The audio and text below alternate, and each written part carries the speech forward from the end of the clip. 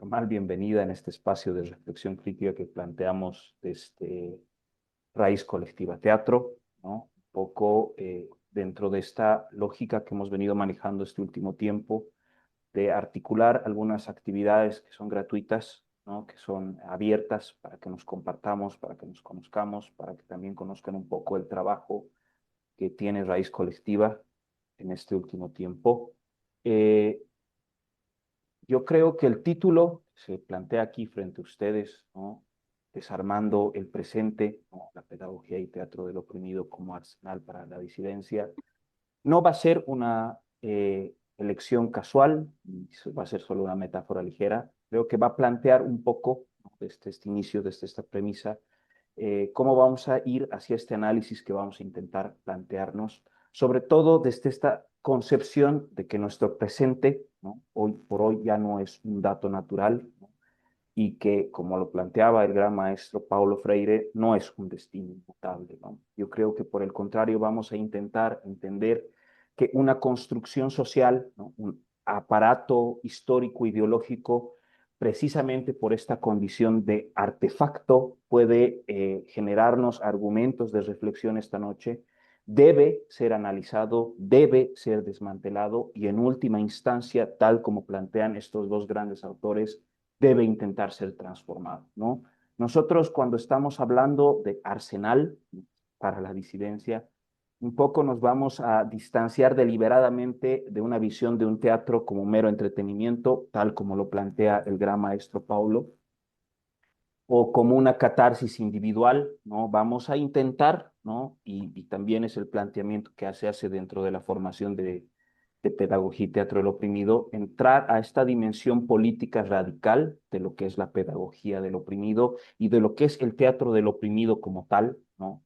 Que plantean tanto el maestro Freire como el maestro Boal, ¿no? Este conjunto de herramientas, este análisis de este arsenal conceptual metodológico de esta insubordinación, por así decirlo, frente a estas narrativas hegemónicas que cada vez más, ¿no? Nos bombardean, que cada vez más se afilan, creo, como mecanismos de control, como vamos a intentar ver a lo largo de este encuentro, que cada vez operan, creo, de una manera más eficaz, más sofisticada, y creo que lo más peligroso de todo, de una manera muy sutil, ¿no? Y vamos a intentar, ¿no? Hoy un poco aperturar, ¿no? Este debate de lo que es la praxis de la descolonización que planteó en sus libros el maestro Paulo Freire, que va a ser un poco una columna vertebral que claramente quienes han acompañado el trabajo de estos dos maestros pueden ver que ha sido una columna vertebral hilada por el maestro Paulo Freire, que posteriormente ha ayudado a articular la concepción y plasmado de todo lo que ha sido el teatro del oprimido, ¿no? Un enfoque que implica un doble movimiento dialéctico, por así decirlo, ¿no? Por un lado está esta acción de desmantelar las estructuras de poder externas, ¿no? Un poco objetivadas por la institucionalización de las relaciones sociales de producción. Por otro lado, también siento que de manera simultánea aparece, ¿no? Un poco inseparable esta tarea de descolonizar nuestro pensamiento, ¿no? Nuestro propio, voy a dar un rato, perdón, a Fiona, ok. Nuestro pensamiento, nuestro cuerpo, ¿no?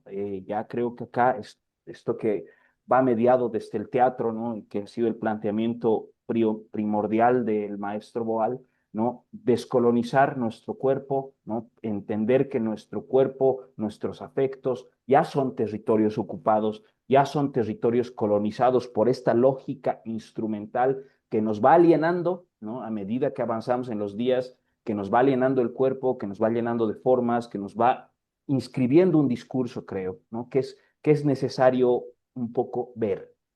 Y vamos a intentar, no sé que es poco tiempo, 2 horas de encuentro, pero vamos a intentar un poco cortar, ¿no? Estas telas, un poco abrir y desvelar estos lugares para que podamos un poco plantearnos posibilidades.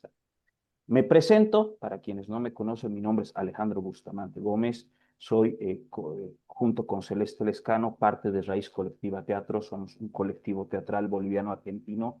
Eh, Me he formado principalmente en el Teatro de los Andes, ¿no? Y he tenido la suerte de deambular por todas estas otras escuelas ¿no? De teatro de grupo, de teatro antropológico, por así llamarlo, como son La Candelaria, Yuyascán, Mala Hierba, ¿no?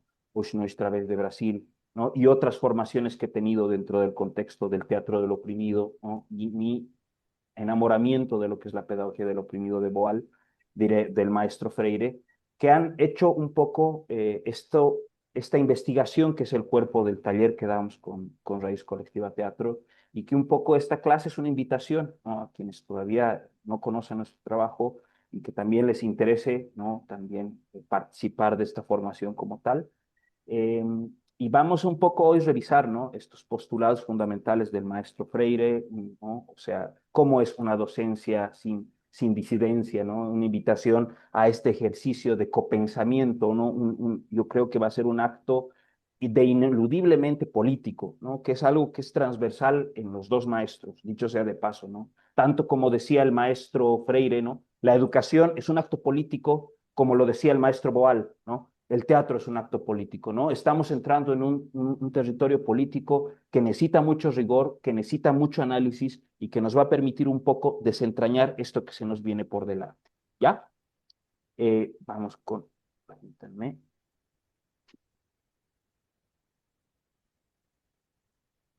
lo digo, está un poco lento. Ahora sí, estamos ahí. Sí, ya estamos, ¿no? Yo creo que si iniciamos este análisis con esta pregunta, ¿no? Que es casi una provocación, ¿no? Una pregunta un poco fundamental para diagnosticar nuestro tiempo actual. ¿Dónde se esconde el opresor? ¿No? El término opresión, ¿no? Un término un poco ya anticuado para estos tiempos. Un poco creo que como lo ha señalado el sociólogo contemporáneo, perdón, la socióloga contemporánea Hess, ¿no? Vamos viendo que este vocablo no forma parte de un léxico con el que describimos la realidad hoy por hoy en las sociedades llamadas más, ¿no? Del centro, del norte, entre comillas.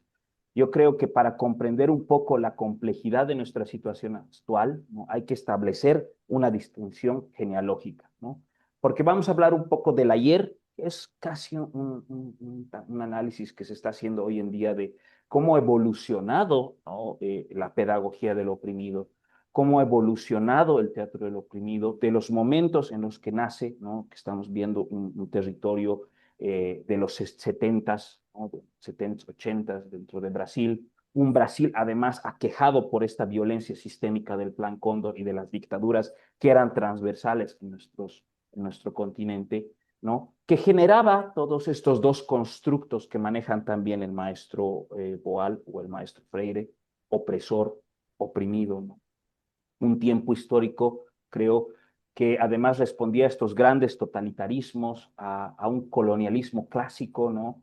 Donde la opresión, por así decirlo, ¿no? Este constructo, era bien explícita, ¿no? O sea, la relación, de alguna manera, entre opresor-oprimido era una relación brutalmente visible, ¿no? Con los sujetos y los agentes que eran claramente identificables, ¿no? Las luchas de clases, la resistencia anticolonial, eran un poco combates frontales, ¿no? Las cosas en un sentido político eran, por así decirlo, terriblemente claras, ¿no? No había forma de perderte, ¿no? Ah, este es, ¿no? Sabíamos quiénes eran, ¿no? Sabíamos contra quiénes luchábamos, perdón, voy a admitir a Eva, ¿no? Y un poco creo que también se forjaba un nosotros la lucha, ¿no? Había una identidad colectiva que proveía de cierta consistencia, ¿no? De este sentido histórico, de entendernos como sujetos históricos de esta temporalidad, ¿no? Que nos permitía buscar cierto accionar. Este es el ayer, ¿no? Este es el terreno de un poco el pasado, ¿no? Donde se gesta estos dos pensamientos, ¿no? Que creo que un poco ya hoy, ¿no? Este escenario ha mutado de forma sustancial, ¿no? Porque vivimos lo que se podría denominar una presión sistémica. Ya no es una opresión, ¿no? Ya no es algo tan visible, ¿no? Ya no es algo como era tan identificable cuando leemos, ¿no? La pedagogía del oprimido, cuando vemos la pedagogía de la felicidad, ¿no? La pedagogía de la esperanza, cómo el maestro Freire identifica, ¿no? Los axiomas de esto, que era la opresión. Hoy en día ya vamos viendo que todo lo que ha pasado, lo que viene pasando con la digitalización de la sociedad, lo que viene pasando con las cortinas que se van plasmando frente a los ojos de este bombardeo de información, no, creo que nos transforman esta opresión en este otro nuevo término, ¿no? Presión sistémica. Intentemos por ahora llamarlo así.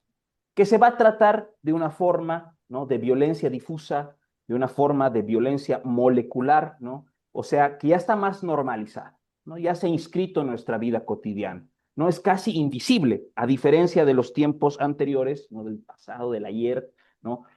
Hoy por hoy el poder ya no necesita mostrarse, creo, como un rostro de dictador, ¿no? No, ya no te muestro que, yo soy el opresor directo, ¿no? Ya se disfraza un poco de innovación, se disfraza de emprendimiento, de libertad, de elección, ¿no? Yo puedo elegir, ¿no? Mi libertad, puedo elegir en qué trabajo, puedo elegir mis tiempos, ¿no? Puedo elegir qué consumo, puedo elegir qué leo, ¿no? Te doy toda esta paleta de posibilidades, ¿no? Hoy en día, por ejemplo, ya con la evolución que estamos viviendo, ¿no? En estos tiempos, por ejemplo, con la incursión de las inteligencias artificiales, dicho sea de paso, que constantemente están evolucionando las ecuaciones algorítmicas con las cuales nos lecturan, ¿no? Y que yo creo también posibilitan estas nuevas formas de opresión, que vamos a ver también más adelante, cuando intentemos un poco desglosar, ¿no? La opresión 2.0, por así decirlo digitalmente, ¿no? Cómo es hoy por hoy, ¿no? Esta elección, ¿no? Hay un antropólogo que se llama Forrester, ¿no? Que nos dice que una opción única sin alternativas ha desaparecido, ¿no? Yo creo que acá radica un poco la perversidad, por así decirlo, del modelo actual, ¿no? Como diagnostica este sociólogo junto con Ulrich Beck, ¿no? Que yo les voy a pasar unos textos de estos al grupo, para quienes quieran leerlos, son unos textos un poco largos de sociología, pero creo que plantean un poco un diálogo con lo que nos planteaba en su momento el maestro Boal y el maestro Freire dentro de este contexto, sobre todo para analizar qué ha cambiado, ¿no? O sea, cómo esta lectura del ayer, ¿no? Tiene que actualizarse en ciertos términos, ciertos elementos que son claves para entender el hoy. Vamos a dar a Camila acceso, ¿ok? ¿No?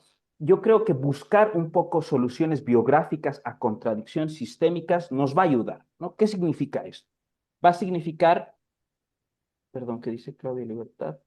Ya, sí, no, o sea, voy a intentar pasarles todos los textos que tengo, ¿no? Ahorita, de estos que vamos a nombrar. Hay muchos otros que van a estar en parte de la formación, ¿no? También ahí tenemos mucho más material. Pero bueno, o sea, ¿qué significa esto de contradicciones sistémicas, soluciones biográficas? ¿No? Significa que yo creo que este fracaso que es evidente, estructural del sistema, ¿no? El hecho de que claramente, ¿no? La precariedad laboral, la desigualdad, la angustia, ¿no? Estas nuevas transiciones de los cortisoles en nuestro cuerpo han reformulado, ¿no? Se han reformulado, ¿no? Esto como un fracaso individual, ¿no? La culpa por el desempleo, la deuda, la enfermedad se ha privatizado, la angustia existencial como tal, ¿no? Que va a venir a ser una respuesta lógica, biológica a este mundo, como diría, ¿no? El autor que les acabo de decir, a este mundo desbocado, ¿no? Se va a materializar y se va a patologizar, por así decirlo, ¿no? Yo creo que la lucha, ¿no? La rabia colectiva, que en su momento, como vemos en el ayer, ¿no? Podría haber transformado muchas cosas, ese todo, se ha ido un poco apagando, ¿no? Y difuminando en lo que también la digitalización del mundo nos plantea como posibilidades de lucha hoy por hoy, ¿no? Hace poco dialogábamos con una amiga socióloga aquí en La Paz, ¿no? Sobre cómo antes convocabas a una marcha, ¿no? Por ejemplo, el 8M, ¿no? Y tenías un montón de gente, ¿no? Que hoy por hoy se ha ido diluyendo en voy a estar presente en la marcha, ¿no? En Facebook te ponen apoyo a la marcha, voy a estar en la marcha, qué bien que la marcha, ¿no? Pero la cantidad de corporalidades, ¿no? Que están presentes cada vez es menor, porque nos empiezan a construir esto, ¿no? O sea, cómo a través, perdón, o sea, a través de ciertos discursos, a través, ¿no? De ciertos, por así decirlo, caminos digitales empiezan a neutralizar lo político como acción corporal, ¿no? Yo creo que este es un primer mecanismo que vamos a intentar desarmar también, ¿no? Pues voy a compartir, voy a repetir. Ok. Y vamos a hacer, ¿no? Acá un poco esta cartografía de la violencia normalizada, como hemos titulado este diapositivo. Porque yo creo que una vez identificado el desplazamiento de esta opresión explícita, ¿no?, a este nuevo constructo, presión sistémica, nuestra nueva tarea va a ser trazar esta cartografía de esta violencia que venimos marcando está normalizada, ¿no? Acá yo creo que es importante que debemos nombrar con precisión los mecanismos a través de los cuales la dominación como tal se va a reproducir en el tejido de lo social. ¿Cómo identificamos para nuestro análisis esto? Aquí hay tres ejes que son fundamentales, ¿no? Primero, la exclusión como un proyecto político, ¿no? Este capitalismo tardío en esta fase de información, ¿no?, en esta fase de información globalizada, ya no se sostiene únicamente sobre la explotación de la fuerza de trabajo, ¿no? También en su lógica actual, que yo creo es un poco más brutal, ¿no? Se va a sostener sobre todo sobre la autoexplotación, ¿no? Sobre, es como la expulsión, ¿no?, de esto que decía Zygmunt Bauman, ¿no?, de los residuos humanos en nosotros, ¿no?, produciendo sujetos para los cuales no hay lugar, nos dice, ¿no? Individuos estructuralmente superfluos, nos dice Zygmunt Bauman, ¿no? ¿Qué es esto? ¿No? Esto no constituye ya una clase social, como diría Marx, ¿no? En el sentido marxista clásico, ¿no?, la fuerza social capaz de organizarse, ¿no?, esta fuerza social con la que antes el maestro Freire, el maestro Boal lecturaban, ¿no?, el oprimido, el opresor, ¿no?, cómo nos defendemos del opresor, nos organizamos dentro de nuestra clase social, ¿no? Ya hoy vemos que es algo como una multitud desfragmentada, ¿no? Es una suma un poco de desesperaciones individuales que están ahí intentando articularse poco a poco, pero que claramente las lógicas que se nos plantean, no las posibilidades que nos plantean, y estos nuevos condicionamientos biológicos que tenemos con nuestro cuerpo a través de infómatas o de los infómatas, ¿no?, nos han determinado que ya no es el mismo participar del ayer, ¿no? Ya no hay estas mismas posibilidades que teníamos en otros tiempos. Y eso es importante notarlo, ¿no? Eh, Hoy por hoy, ¿no? ¿Qué nos pasa, por ejemplo, cuando perdemos el celular? Claramente partamos del análisis de lo biológico, ¿no? Hay una sensación de que estamos medio perdidos, ¿no? Hay una sensación como que falta algo que es muy, muy importante, ¿no? Algo que incluso me determina como ser social, como me siento incomunicada, incomunicado, ¿no? Me siento un poco perdido en la temporalidad. Claramente ya nos hemos ligado a los infómatas, ¿no? Los infómatas son nuestros celulares, ¿no? O sea, en el concepto de nuestras laptops, nuestras tablets, son infómatas que ya se han vuelto parte trascendental de cómo lecturamos y además un filtro con el que recepcionamos. Estos infómatas están, ¿no?, diseñados, dicho sea de paso, voy a decir,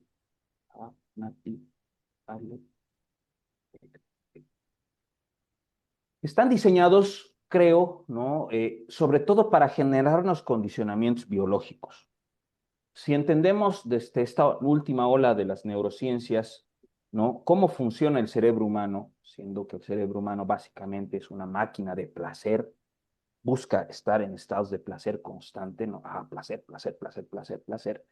Va a buscar en distintos de los péptidos que rigen su accionar, ¿no?, que rigen la generación de sus sinapsis nerviosas, ¿no?, de la transportación de ciertas informaciones en lo que es biológicamente, ¿no?, la conformación de nuestras neuronas, ciertas adicciones constantes, ¿no? O sea, eso ya lo entendemos hoy por hoy, ¿no? Y creo que es una base pedagógica que hay que analizar en estos tiempos, ¿no? Que claramente, por ejemplo, en los tiempos del maestro Freire, no estaba tan claro este universo. No es que no es que no lo ha investigado, no es que no hable del cerebro el maestro Freire, pero ya en estos tiempos tenemos herramientas, ¿no?, como para entender cómo son los condicionamientos biológicos, cómo es estos accionares sobre la biopolítica, ¿no? Cómo puedo realmente condicionar, ¿no?, el cerebro de alguien para que empiece a consumir ciertos grados de información. Y que creo que esto es tremendo, ¿no? Porque ya no hay, yo creo, una participación en igualdad de condiciones como en los tiempos de ayer, vamos a seguir diciendo el ayer y el hoy, ya, sobre todo por cómo han empezado, ¿no?, a ingerir estos nuevos dispositivos, estas nuevas tecnologías, en cómo nuestro cuerpo opera. Si entramos, ¿no?, a un poco este entendimiento de lo que planteaba el maestro Freire y después cómo el maestro Boal agarra todo este cuerpo teórico y dice, esto hay que llevarlo al cuerpo. El teatro es un vehículo perfecto para que exploremos esto, que volvamos al cuerpo como un territorio, una trinchera de defensa. Vemos que igual un poco las lecturas tienen que ir un poco ser más minuciosas, ¿no? Han cambiado, ¿no? El sistema, ¿no?, está diseñado para que eventualmente ya ni siquiera podamos participar corporalmente, ¿no? Ya está empezando a plantearnos una singularidad en estos tiempos, como el excluir lo corporal como fundamento, ¿no?, de una poca integración de esto, ¿no?, que llamamos hoy en día, ¿no?, estos superfluos estructurales, ¿no?, que nos vienen a tocar en muchos casos a muchos de nosotros, ¿no? En muchos de nosotros tenemos ciertas partes, ¿no?, de nuestro diario vivir que responden a una clase económica, clase media, ¿no? Algunos factores que responden a una clase económica alta, otras realidades que responden a una clase económica baja, ¿no? Es como, ya no estamos como en su momento, ¿no?, inscritos en cada una de las categorías, ¿no?, como sería en esta lectura marxista clásica, sino que estamos así difuminados, expandidos, ¿no? Y además de esta expansión, estamos condicionados por ciertos elementos, ¿no? Acá vamos a encontrar un segundo de los pilares para un poco hacer esta cartografía de esta violencia, que me parece esencial igual verlo, ¿no? La educación, ¿no?, como un instrumento de domesticación. Ahora, acá es, yo creo, uno de los territorios donde es más valioso releer, ¿no?, a todo lo que es el universo del concepto freiriano, ¿no? Porque para que un orden social tan violento, ¿no?, tan violento, tan estructurado, tan sutil como el de actual se sostenga, ¿no?, requiere pues un aparato pedagógico que lo legitimice todo el tiempo, ¿no? Y aquí este concepto que nos maneja el maestro Freire, tiene que ver con esta educación bancaria, ¿no? Es donde yo creo más se revela, ¿no?, okay, esta vigencia, ¿no?, esta vigencia de este poder explicativo, ¿no?, como nos lo plantea, ¿no?, esta educación, ¿no?, que ya además ha evolucionado la educación bancaria, creo, como nos la planteó el maestro Freire, hoy por hoy es mucho más astuta, es mucho más sutil, ¿no? Ya no es tan explícita como decirte, ah, te trato como un recipiente vacío, ¿no? Te trato como un recipiente vacío, pero te hago creer que te estoy escuchando, ¿no? Eso ha cambiado, ¿no? Un poco. Y yo creo que ese modelo que nos plantea el maestro Freire, lejos de ser obsoleto, ¿no?, es un aceite, es como el aceite que está lubricando la maquinaria actual de la exclusión, ¿no? Está ahí un poco modernizado, un poco actualizado, sobre todo digitalizado, ¿no? ¿Cómo se ha digitalizado la educación bancaria de la cual nos hablaba el maestro Freire hoy en día? Lo podemos ver en los análisis que hagamos de lo que está pasando hoy con la educación, ¿no? Vayámonos, por ejemplo, a este norte global, como le llaman, ¿no? Vayámonos un poco a los lugares donde hoy se está ejecutando que la inteligencia artificial sustituya frontalmente a los maestros, ¿no? Esta nueva pedagogía, ¿no?, va a funcionar, va a ir a fungir como una necropedagogía, ¿no? Es un sistema que va a matar la curiosidad, que va a anular el pensamiento crítico del cual nos hablaba el maestro, va un poco a extirpar esta capacidad de asombro y de indignación, porque todo esto ya se viene formando, ¿no?, como ciertos algoritmos sobre los cuales vamos a educar.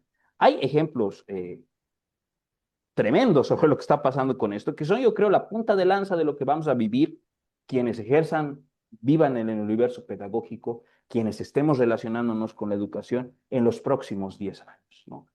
Toda la injerencia de lo que es la inteligencia artificial y los algoritmos a la hora de pensar en esto que era otro constructo que manejaba el maestro, que son los educandos, ¿no? Ya estos educandos que eran tratados como vasijas vacías, ¿no?, ya no son, ahora son, están comunicados, ¿no?, sobre fragmentos de información, ¿no? Que vamos a memorizar de una manera más rápida, que va a ser más fácil repetir, ¿no? Por cómo se los validan los nuevos modelos pedagógicos.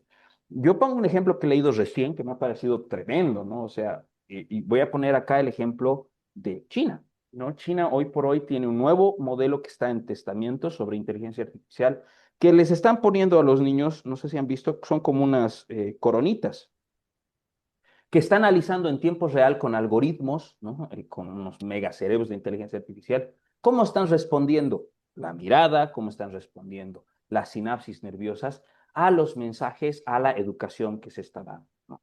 Esto, punta de lanza, ya ha sido tomado en Europa. Por ejemplo, en Islandia están haciendo exactamente lo mismo, ¿no? Estamos utilizando dispositivos que se ponen, ¿no? Para analizar en tiempo real si mi alumno se me está aburriendo, si mi alumno se está distrayendo, si no está recibiendo, conectando con lo que estamos mostrando. ¿Qué permite esto que está pasando? Parece algo distópico, pero es algo que estamos viviendo, que vamos a vivir en adelante. Dicho sea de paso, ¿no? Así que yo siento que es como hay que prepararnos, ¿no? Hay que entender qué está pasando para prepararse y ver cómo se generan antídotos, cómo se genera defensas, cómo desde nuestras territorialidades nos vamos a plantar resistencia, algo que se va a empezar a uniformar como procesos pedagógicos. Se han planteado en otros territorios, ¿no? Ya estamos hablando de lo que está pasando en el modelo brasileño, lo que está pasando en el modelo educativo chileno, ¿no? Nos estamos planteando que estas nuevas formas de educar pueden ser válidas para nosotros también. Hay que empezar a invertir en la estructura, ¿no? Porque necesitas estructuras de hardware impresionantes para que pueda soportar un sistema pedagógico digitalizado que además responda ya sobre ciertos algoritmos con los que vas programando. Y yo creo que si algo nos enseñó el maestro Freire, ¿no? Que podemos replicar, o sea, y analizar en estos nuevos modelos pedagógicos, es que el objetivo no es formar sujetos de la historia, no. El nuevo objetivo es, yo creo, formar objetos que se adapten a él, ¿no? Que es un poco la precisa aceptación freireana de lo que él entendía como educación bancaria, ¿no? La educación bancaria, ¿no? De la que nos hablaba Freire, siempre la enmarcaba en un instrumento de domesticación, ¿no? Hoy por hoy, estas nuevas dinámicas de pedagogía, estas nuevas dinámicas que se ciernen frente a nuestros ojos, son instrumentos de dominación sofisticados, ¿no? Que están estratégicamente diseñados para sostener esto que nos pasa, esto que lo han analizado en los 70, en los 80, ¿no? Queridos maestros, y que hoy por hoy, aunque esté un poco más difuso, sigue siendo parte de la vida de todas nosotras y todos nosotros. No es que hayamos dejado de ser oprimidos, no es que se hayan eliminado los opresores, ¿no? Han cambiado, se ha difuminado, ¿no? Y un tercer eje que me parece importante, que vamos a ver acá,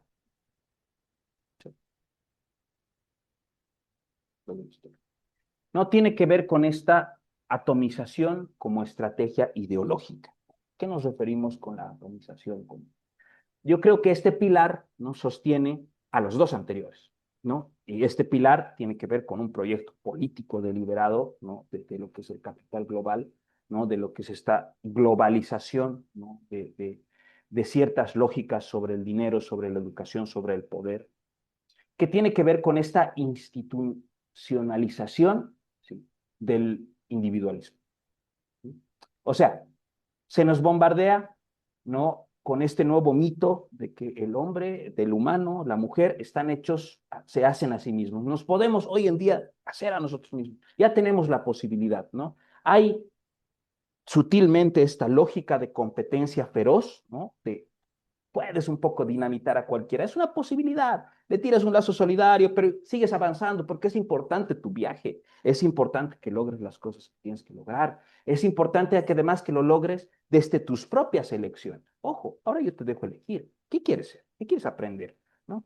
Listo, ¿quieres aprender sobre esto? Acá está todo, ¿no? Hoy en día, ¿no? Estamos viendo un poco, ¿no? Justo dialogábamos en uno de los cursos que tenemos de pedagogía teatral con uno de nuestros estudiantes de Colombia, justo para los compañeros colombianos, donde él, ¿no? Claramente es un profesor de literatura al que le han tocado ser profesor de teatro también, pero nos contaba cuán difíciles está hoy por hoy siendo, ¿no? A los pedagogos, a los maestros, ¿no? lidiar con que realmente sus alumnos ya ni siquiera leen algo, ¿no? Con respecto, es como buscan, ¿no? Un prompt, ¿no? Que haga que su tarea se la haga la inteligencia artificial, buscan otra inteligencia artificial que disimule esta escritura para que no parezca una IA, cosa que, porque han salido herramientas, no es que no han salido herramientas, no hay herramientas que compras tal como el chat GPT para profesores, donde puedes meter la tarea de tu alumno y ver si ha sido hecha con inteligencia artificial,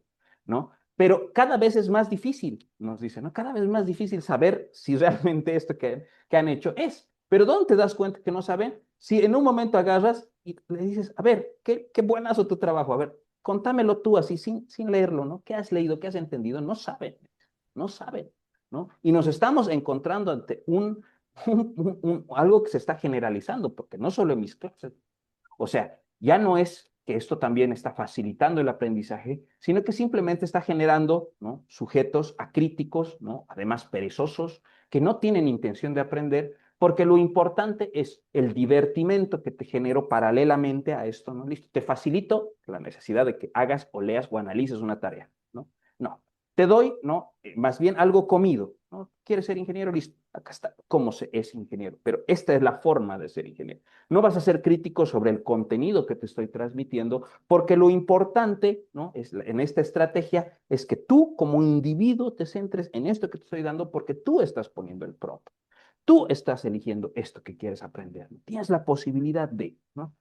Pero no te voy a decir, ojo, ¿no? Te puedo decir, tiene, ¿no? Su advertencia, puede que cometa errores, ¿no? Pero no tiene la advertencia. Lee críticamente entre líneas cuál es el sesgo ideológico con el cual yo te estoy dando esta respuesta, ¿no? Y el diálogo que teníamos con este profe me pareció muy interesante porque realmente es algo que está pasando hoy por hoy, ¿no? Y que va a ser parte de cómo vamos a lecturar el mundo, ¿no? O sea, porque igual en eso se detonan ciertos factores ideológicos, ¿no? O sea, también sobre lo que es la competencia en esta individualidad, ¿no? El otro, la otra, dejan de ser camaradas, ¿no? En una lucha común para convertirnos en competidores, ¿no? Y es como en esta nueva selva digital, ¿no? Es una amenaza para nuestra propia supervivencia, ¿no? De cómo mis posibilidades laborales en el mercado se dan, ¿no? Y esta atomización, ¿no? Es una victoria cultural, ¿no? De la hegemonía, yo creo, del pensamiento capitalista moderno, ¿no? Porque nos está dejando aisladas y aislados, ¿no? Frente a estas fuerzas sistémicas, ¿no? Y que, dicho sea de paso, se ve hoy por hoy, ¿no? También, ¿no? Si vemos un poco el panorama político global, ¿qué está pasando? ¿No? Estamos en un tiempo colmado de guerras, colmado de genocidios, colmado de masacres, ¿no? Donde esta potencia que en otros tiempos hubiera dicho, basta, alto, che, no podemos seguir permitiendo que mueran niños en Gaza, se ha difuminado, ¿no? Y siguen siendo pequeños grupos que no tienen la misma fuerza que tenían en nuestros tiempos, que además claramente vemos, ¿no? Que llegan hasta cierto lugar donde las lógicas nuevas del poder sistémicas, ¿no? Las van diluyendo, ¿no? Hasta llegar al no accionar, ¿no? Yo creo que hoy por hoy, un poco, ¿no? Si vemos cómo se están enfrentando estas fuerzas sistémicas, ¿no? Vemos que se están enfrentando un poco como si fueran problemas personales, ¿no? Esta lógica de la posverdad, recomiendo leer, esta lógica de, además, ¿no? Cómo se maneja lo emotivo antes de lo formal, va generando un respaldo a esta atomización como estrategia, ¿no? Estos sujetos aislados, ¿no? Que no recuerdan la historia, que no se la plantean, que no necesitan reescribirla, porque si alguien no recuerda su historia, como diría el maestro Freire, jamás podrá ser un sujeto revolucionario, porque no entiende qué le está pasando, no analiza qué le pasa, no analiza ni siquiera las opresiones disimuladas que tiene enfrente. No sé si hasta acá tienen alguna consulta, alguna duda, algo que quieran aclarar, algo que quieran aportar. Siempre bienvenidas y bienvenidos. No sea tan un monólogo. Ok. No. ¿Nadie? Yo tengo un comentario. Querida Adriana, qué bueno. Te escuchamos. Gracias. Bueno, a ver, genial hasta ahora. Muchas gracias por eh, esta contextualización y también como verlo desde este ángulo, ¿no? De la atomización. justamente sobre esa parte me llamó mucho la atención lo de la lógica de la posverdad y eso en relación con los afectos, con las emociones. Me parece que hasta mencionaste algo sobre eso, ¿no?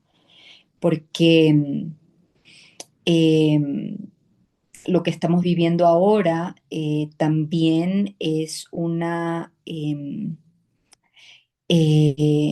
devastación a nivel emocional que no necesariamente no existía antes, pero a nivel colectivo vemos, ¿no? Cómo se mueven las guerras, los genocidios, cómo se mueve hasta inclusive las ideologías políticas en nuestros países mediante el odio, por ejemplo.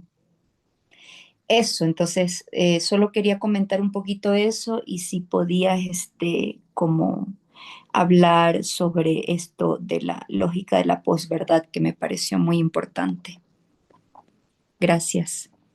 Ujú. Gracias a ti, Adriana. Me parece un poco que, claro, tiene que ver, ¿no? Con hoy en día un poco son eclipsadas, ¿no? Las creencias personales, ¿no? Lo que estamos siendo llamados a lo emotivo, ¿no? El manejo de lo emotivo se ha convertido en una arma de influencia, ¿no? Y yo creo que está pensado sobre todo en las lógicas de los mass media, ¿no? De estas grandes cadenas globales de comunicación. También un poco hilando, ¿no? Lo que acabamos de ver, ¿no? Para mí, yo en lo personal soy un fanático de las neurociencias, sea de paso, me parece muy importante cómo el biopoder hoy por hoy es un territorio de lucha, de trinchera y de entendimiento. Voy a admitir a Marta, perdón, ¿no? Y que creo que en ese sentido, ¿no? No es o solo un fenómeno que va a moldear la opinión pública y el discurso político, ¿no? Sino que va a generar justo esto que acabas de decir, ¿no? Devastación de nuestras posibilidades emotivas, porque estamos siendo bombardeados, primero creo, por este boom de la imagen, ¿no? Que nos va desensibilizando, y esa desensibilización, ¿no? Nos arrebata algo que era antes tan humano, tan esencialmente humano, que es la empatía. ¿No? Y algo que habla transversalmente el maestro Freire, ¿no? Cómo este territorio de desgaste psicológico, de desgaste psicológico social, ¿no? Un poco también mina nuestra capacidad de discernimiento, ¿no? Un poco también fortalece y fomenta la polarización, ¿no? Ah, no, tú no piensas igual que yo, porque a mí me has venido dando que solo lo que quiero pensar, ¿no? Además es eso, ¿no? Es como funcionan los algoritmos hoy en día, ¿no? ¿Qué quieres ver en TikTok? ¿No? A mí, siempre analizo el algoritmo de TikTok porque me parece uno de los más violentos que hay, ¿no? O sea, ¿alguno de ustedes ha leído el acuerdo de privacidad de TikTok? ¿No? O sea, désenle el tiempo, van a ver. Ustedes le autorizan a esta aplicación, ¿no? Que escanee su rostro mientras están utilizando la aplicación. Tiene una tecnología atrás, por eso mismo es tan importante, ¿no?